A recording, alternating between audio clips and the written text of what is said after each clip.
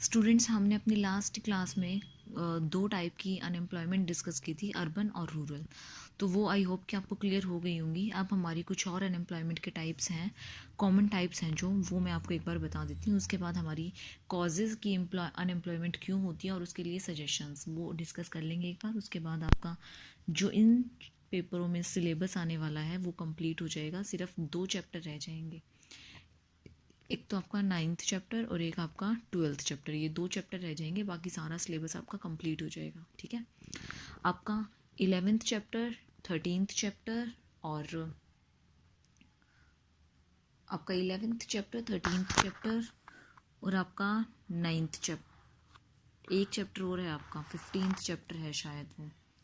ये 3 चैप्टर आपके नहीं आएंगे। ठीक है, 12th चैप्टर और 13th chapter, sorry 12th, 13th और 9th, सॉरी आपके 9th, 11th और 13th चैप्टर्स नहीं आएंगे। ये 3 चैप्टर नहीं आएंगे आपके सेकेंड सैम से, आपके फाइनल एग्जाम्स में भी, और आपके फर्स्ट सैम से 11th और 13 ये दोनों चैप्टर्स नहीं आएंगे। ठीक है, अब हम अपनी अनएम्प्लॉयमेंट के जो टॉपिक कर रहे थे उस पर ही चलते हैं कि हमारा टॉपिक में हमारे जो डिफरेंट बेरोज़गारी थी, टाइप्स थे, कॉमन टाइप्स, वो कौन कौन से हैं। फर्स्ट आता है हमारे पास ओपन अनएम्प्लॉयमेंट। ओपन अनएम्प्लॉयमेंट क्या होती है? ओपन अनएम्प्लॉयमेंट वो अनएम्प्लॉयमेंट होती है जिसमें श्रमिक काम करने के लिए तो तैयार होते हैं, उसके अंदर काम करने की योग्यता भी होती है, परंतु उसके टैलेंट के अकॉर्डिंग, उसकी एबिलिटी के अकॉर्डिंग उसको काम नहीं पड़ता, काम नहीं मिलता, वो बेकार रहता है, वो पूरे समय के लिए खाली रहता है। ऐसे उसमें इस टाइप में कौन से लोग आते हैं? जो बहुत ज़्यादा पढ़े लिखे होते हैं वो लोग आते हैं। ठीक है, दूसरा आता है हमारे पास स्ट्रक्चरल अनएम्प्लॉयमेंट, जो स्ट्रक्चर से जुड़ी हुई होती है, जो देश की संरचना से जुड़ी हुई होती है। फर्स्ट आता है हमारे पास इसके अंदर टेक्नोलॉजी।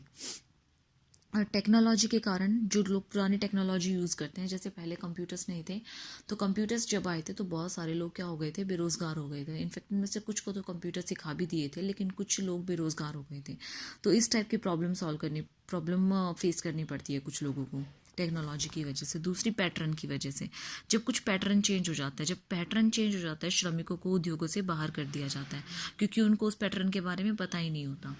तीसरी चीज़ आती है अंडर एम्प्लॉयमेंट। अंडर एम्प्लॉयमेंट का मतलब है कि उन्हें जितना टाइम काम करना चाहिए वो उससे कम काम करते हैं। वो उससे कम काम करते हैं मतलब उन्हें कुछ टाइम के लिए बेरोज़गार रहना पड़ता है। अगर वो 28 घंटे काम करते हैं सप्ताह में, तो उन्हें प्रति सप्ताह 29 से 42 घंटे तक काम करना पड़ेगा। तो इस अवस्था में वे सीमित अल्प बेरोज़गारी में आएंगे। लेकिन इसमें क्या करना पड़ता है कि वे वर्ष के कुछ महीनों में के लिए बेकार रहना पड़ता है। कुछ समय के लिए उन्हें काम मिल जाता है, लेकिन कुछ टाइम के लिए उन्हें बेरोज़गार रहना पड़ता है। तो ये अंडर एम्प्लॉयमेंट की कंडीशन आती है। अगली आती है visible under employment. Visible under employment में क्या होता है? इन्हें सामान्य घंटों से कम काम मिलता है। भारत में क्या है कि 8 घंटे काम करना चाहिए, कम करता है 8 घंटे इसका भारत का एम्प्लॉय काम, लेकिन उन्हें केवल 4 घंटे के हिसाब से ही इस अवस्था को काम करना पड़े। अपनी इच्छा के विरुद्ध 8 घंटे करना चाहता है, लेकिन 4 घंटे का काम मिले, तो वो उनका क्या होता है? दृश्य बेरोजगारी। और अदृश्य बेरोजगारी क्या होती है? अदृश्य बेरोजगारी वो बेरोजगार होती है कि उनको काम तो पूरा लेते हैं उनसे, लेकिन उन्हें क्या देते हैं? आय बहुत कम देते हैं। आय बहुत कम किस लिए देते हैं? क्योंकि उनकी योग्यता का पूरा उपयोग नहीं हो पाता। ठीक है, तो इसलिए एमए पास, जैसे इसमें एग्जाम्पल दे रखा है, एमए पास व्यक्ति अगर चपरासी का काम करे तो वो अल्प बेरोजगारी की स्थिति में आएगा, इनविजिबल अल्प बेरोजगारी में, क्योंकि वो बेरोजगार भी नहीं दिखेगा और उन्हें आय भी कम मिलेगी। एक तरीके से वो बेरोजगारी होगा। ठीक है, अगला आता है फ्रिक्शनल अनएम्प्लॉयमेंट। फ्रिक्शनल अनएम्प्लॉयमेंट क्या होती है? जब लोग एक स्थान से दूसरे स्थान पर जाते हैं, कुछ कुछ टाइम कहीं रहते हैं, कुछ टाइम कहीं रहते हैं, तो उन्हें काम नहीं मिल पाता ठीक से, तो वो कंटिन्यू एक जगह काम नहीं कर पाते हैं, तो इसीलिए उसको क्या कहते हैं? Frictional unemployment. अगला आता है हमारे पास साइक्लिकल अनएम्प्लॉयमेंट। साइक्लिकल अनएम्प्लॉयमेंट क्या होती है? जो बिजनेस साइकिल होती है उसके अकॉर्डिंग चेंज होती रहती है। 4 पीरियड होते हैं ना, बूम, रिसेशन, डिप्रेशन और recovery.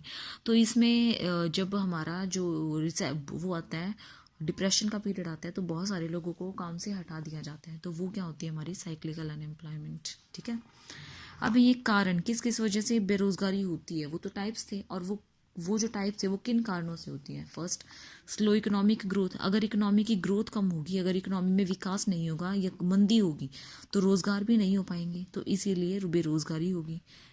Rapid growth of population, जो पॉपुलेशन है हमारी वो इतनी तेज़ी से बढ़ रही है कि उसमें सभी को रोज़गार दे पाना पॉसिबल नहीं है। तो इसीलिए जो पंचवर्षीय योजनाएं हैं वो भी फेल होती दिख रही हैं, ठीक है। तो इसीलिए बेरोज़गारी बढ़ रही है। तीसरी एक और चीज़, एग्रीकल्चरल सीजनल ऑक्यूपेशन, हमारा जो एग्रीकल्चर है वो सीजनल ऑक्यूपेशन है, उसमें कुछ टाइम के लिए तो लोगों को काम मिल जाता है लेकिन कुछ टाइम के लिए उन्हें खाली रहना पड़ता है। तो ये भी बेरोज़गारी की एक समस्या है जो कि साइक्लिकल बोल ले उसमें आती है या फिर हमारी जो फ्रिक्शनल है उसमें आती है। अगला है लैक ऑफ इरिगेशन फैसिलिटी, हमारे पास कृषि के लिए क्या है, सिंचाई की सुविधाओं का प्रबंध नहीं हो सकता है। प्रबंध नहीं हो सका तो वो एक ही फसल उगाते हैं, एक ही फसल उगाते हैं तो उन किसानों को काफ़ी समय तक क्या रहना पड़ता है, बेरोज़गार रहना पड़ता है।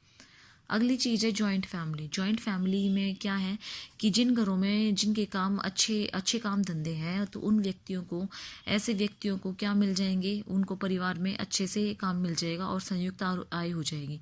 लेकिन जब वो संयुक्त परिवार से हटके अगर वो न्यूक्लियर फैमिली बन जाते हैं तो उनके लिए काम की बहुत ज़्यादा दिक्कत हो जाती है, तो वो इधर उधर भटकते हैं। तो ये जॉइंट फैमिली सिस्टम में प्रॉब्लम क्रिएट होती है। अगला आता है decline of cottage and small industries. जो कॉटेज और स्मॉल इंडस्ट्रीज हमारी ख़त्म होती जा रही हैं, इससे क्या हो रहा है, जो लोग छोटी छोटी इंडस्ट्रीज खोल सकते थे वो अब नहीं खोलते हैं, वो नहीं खोल रहे हैं। तो क्या होगा इससे, तो उनकी संख्या भी कम हो रही है उद्योगों की, जिससे कि बेरोजगारी बढ़ रही है। Low saving and investment. Low saving and investment का मतलब ये है कि देश में जब पूंजी की कमी होती है तो थोड़ी बहुत पूंजी होती है तो उसे निवेश ठीक से नहीं किया जा सकता, और जब तक निवेश नहीं होगा तो बचत, निवेश किस पर निर्भर करता है, बचत पर निर्भर करता है। बचत किस पर निर्भर करती है, आय पर, और आय किस पर निर्भर करती है, जब वो रोजगार हो। अगर रोजगार नहीं होगा तो ये सारे काम नहीं होंगे, ये सारे काम नहीं होंगे तो इकोनॉमिक ग्रोथ कैसे करेगी। अगली आती है mobility of labour. Mobility of labour हमारी फ्रिक्शनल अनएम्प्लॉयमेंट से रिलेटेड है। अगर वो टाइम टू टाइम कहीं कहीं जाते रहेंगे तो इससे क्या हो जाएगी, उनकी गतिशीलता बनी रहेगी, जिसकी वजह से उन्हें बार बार काम छोड़ना पड़ेगा, जिसकी वजह से उन्हें काम फिर जल्दी से नहीं मिल पाते। तो इस वजह से भी लोग बेरोजगार होते हैं, ठीक है। तो ये कारण थे हमारी कि बेरोजगारी होती क्यों है। अब बेरोजगारी को हम दूर कैसे कर सकते हैं, इन प्रॉब्लम्स को, उसके सल्यूशंस, ये जो कारण है इनको हमें कैसे सॉल्व आउट करना चाहिए, वो कुछ कारण है वो एक बार हम डिस्कस कर लेते हैं। First, increase in production. Production को बढ़ाए। अगर प्रोडक्शन बढ़ेगा तो उससे क्या होगा, प्रोडक्शन बढ़ेगा तो बाहर भी जाएगा, और बाहर भी जाएगा तो और ज़्यादा होगा, जिससे मांग में अधिक वृद्धि होगी तो उसको प्रोडक्शन के लिए लेबर चाहिएगी, जिससे रोजगार ज़्यादा होगा। इंक्रीज इन प्रोडक्टिविटी, उत्पादकता में बढ़ावा। आपकी इंक्रीज इन प्रोडक्शन और प्रोडक्टिविटी, प्रोडक्टिविटी क्या है, उसकी उत्पादक क्षमता में, उत्पादक क्षमता मतलब उसकी क्वांटिटी में सुधार लाओ, प्रोडक्टिविटी में सुधार लाना, ठीक है।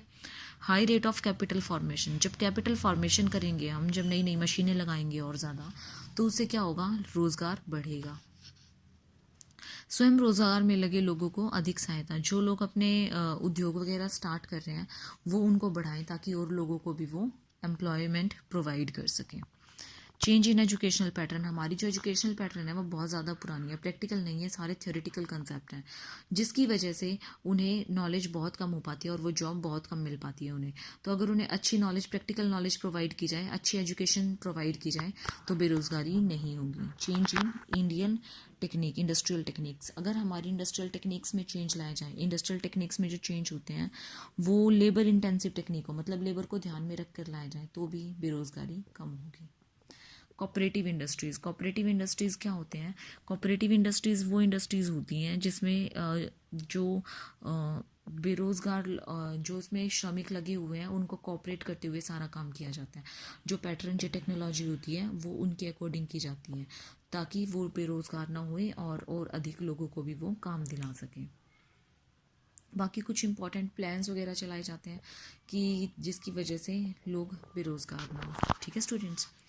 ये चैप्टर था हमारा एम्प्लॉयमेंट का, रोज़गार की समस्या का, प्रॉब्लम ऑफ एम्प्लॉयमेंट या फिर अनएम्प्लॉयमेंट, ठीक है, बेरोज़गारी की समस्या। तो इसे आप पढ़ लेना, इसमें से आपको 4 नंबर का क्वेश्चन आपको पक्का मिलेगा आपके पेपर में। और यही आज आपका यहाँ तक का सिलेबस ख़त्म होता है। इन पेपरों तक का 2 चैप्टर्स रहते हैं जो आपके एग्ज़ाम्स के बाद कराएंगे। उसके पहले अब आप रिवीजन स्टार्ट कर दीजिए। अब आपको अपना मीन वाला चैप्टर जो है वो रिवाइज करना है, 9th चैप्टर, ठीक है। Thank you students.